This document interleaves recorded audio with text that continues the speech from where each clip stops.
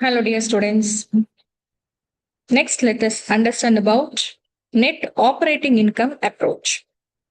So, under the concept capital structure, so there are different theories. So, next to net income approach, net operating income approach is the next theory. So, before that, we'll understand what is this capital structure again.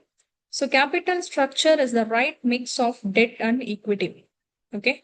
So, whenever you are into this business field, you want to take some important decision and how to frame this capital structure, how to pick the correct or appropriate mix of debt as well as this equity. For this capital structure supports a lot. Okay. So again, debt equity in the sense like it includes everything like equity, preference, debt, other sources, right? So as given in this image, so you can just split. The ratio can be equally split. Okay. So next is different theories. So specifically, we are going to understand about net operating income approach. So where it states the capital structure does not affect the value of the firm. So what we studied about net income approach, the capital structure will affect the value of the firm. Where we studied there in net income approach, but here in net operating income approach, see this capital structure, it does not affect the value of the firm. So that is the simple thing. See here, the firm's value depends only on the operating income. It does not depend upon like how you are just distributing your capital structures, different sources, not based on that. Okay. So it basically depends on the operating income and the business risk. Okay. Not on the financing mix. Right.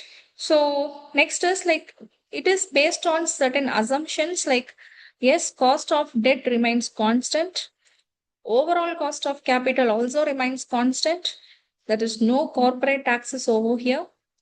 Business risk remains unchanged. Capital markets are perfect. So these are all the different assumptions comes under this NOI approach, net operating income approach. So this is irrelevant and debt equity mix does not affect the value of the firm. Increase in debt increases financial risk. If you are just increasing the debt, financial risk also increases. So cost of equity increases with increase in debt. But there it was not like that, right? So effect on cost of capital again. So according to this NOI approach, what is this? Overall cost of capital or weighted average cost of capital, it remains constant. So rise in cheaper debt is offset by increase in cost of equity. Okay. So financing mix does not reduce overall cost. So these two things are completely separate. Okay.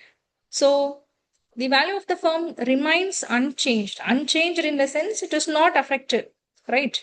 So next is investors' value of the firm based on the net operating income and not how it is financed. No matter that how it is what getting financed.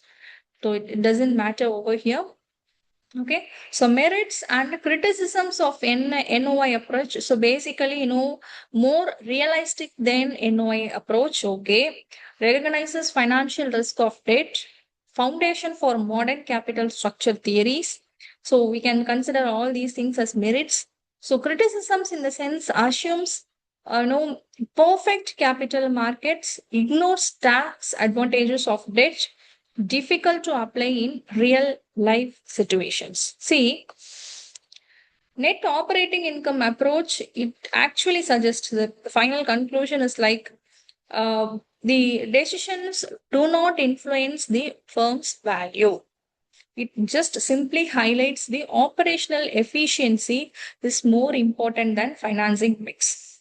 So we already studied about financing mix, that how you are just taking the proportion of equity, debentures, and then preference and all other different sources. Okay. So net income approach, it states that see, it is going to affect the company's value will definitely get affected by the financing mix, that how you are just segregating the different sources. Whereas for this net operating income approach, which we are studying right now, see here, it is completely depends upon the business risk, the business, operational efficiency, how you are just running the business productively, managing the business based on all certain things. This is going to work out, and not like how the financing decisions, financing mix, not about that how much percentage you are picking for equity, how much percentage you are picking for preference. It doesn't matter over here. It is purely depends upon the business risk, operational efficiency, and all certain factors, how you are just into the involvement of the business. Okay, clear? Thank you all.